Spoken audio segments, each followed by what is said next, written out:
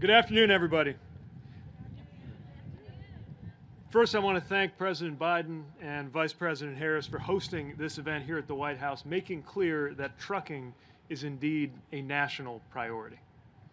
And I want to thank everyone here, especially the truck drivers and transportation workers we count on so much.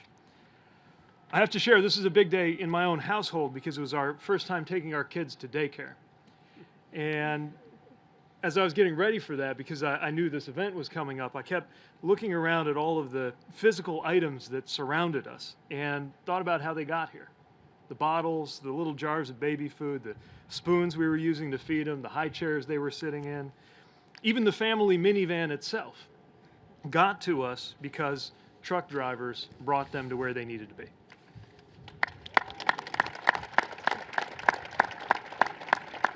And that's true for everything that we count on: groceries, books, livestock, medicine.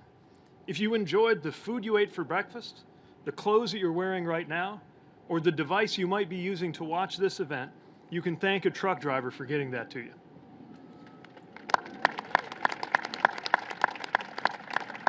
And that's what makes this trucking action plan so important. Plus, this fits two central priorities that the President has laid out: addressing supply chain disruptions to lower costs for families, and getting workers the pay and the respect that they deserve.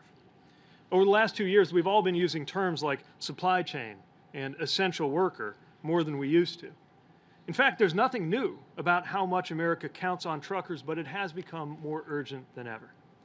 Right now, the industry estimates that we're short 80,000 truck drivers. And my department estimates that 300,000 leave the career every year. So we must do more and do better to recruit more people into the job and to support them so they choose to stay in the job. And that's more than saying thank you. It is concrete, specific actions to help our trucking workforce thrive in this career, to make sure the trucking jobs are as high quality, as safe, and as well paid as they ought to be. And that is what President Biden challenged us to do with this trucking action plan.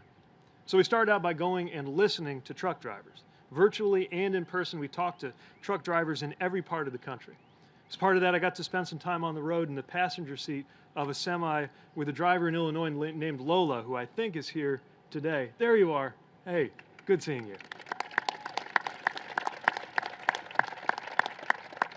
And she brought her granddaughter, Lola Ann, who she talked about a lot. I'm glad I actually got to meet you. She talked about her family. She talked about wanting to be a driver for years, but waiting till her kids were grown so she could start going over the road. We talked about safety, talked about training, talked about why she loves this job and how we could make it easier. And that day and across all the conversations, I saw the pride truckers take in their work and the challenges they face.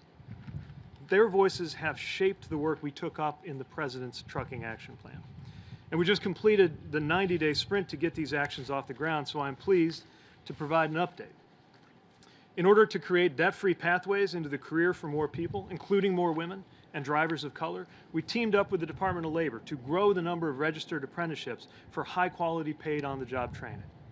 We're investigating truck leasing arrangements to make sure that they're above board. We're working on truck driver pay, including those hours when drivers don't get paid even though they're very much on the job because they're waiting for somebody else.